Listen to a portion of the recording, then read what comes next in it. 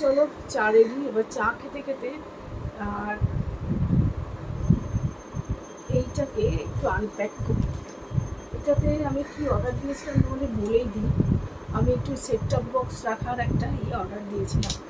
আমি ভেবেছিলাম যে যেরকম যে তোমার র্যাক ট্যাকগুলো ওয়ালের মধ্যে আটকানো যায় সেরকম হবে, কিন্তু পরে দেখলাম যে না, সেরকম নয়। আমি ভুলই অর্ডার দিয়েছি।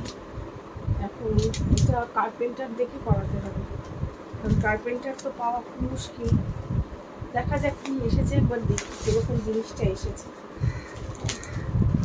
দেখো প্যাকিং শুরু, দেখো প্যাকিং কাটতে কাটতেই আর দেখতে পার। আচ্ছা, হ্যাঁ এইরকম টাইপেরই এসেছে।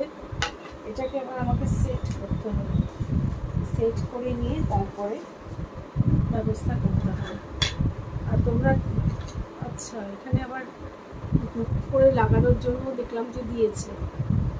এগুলো কিসের জন্য দিয়েছে, তোমরা যারা এটা কিনেছো ওই টিভি সেট টপ বক্সটা, তারা একটু জানিও তো কেন এগুলো দিয়েছে। এগুলো এখন ক্যাটলগ দিয়েছে কিনা জানি না, সেইটা দেখে দেখে আমাকে এখন, ওরে বাবা এখানে আবার দেখছি পেরেক টেরেক সবই দিয়েছে। দেখা যাক কতটা কি করতে পারি, করে তারপর তোমাদের সঙ্গে জানাবো কীরকম হলো জিনিসটা। আর এখন তো আর কার্পেন্টার পাবো না, আর দেখা যাক পরে কার্পেন্টার লাগাবো, এখন আপাতত রাখবো, তারপর নয় লাগাবো। চলো তাহলে চাটা খেয়ে নিই।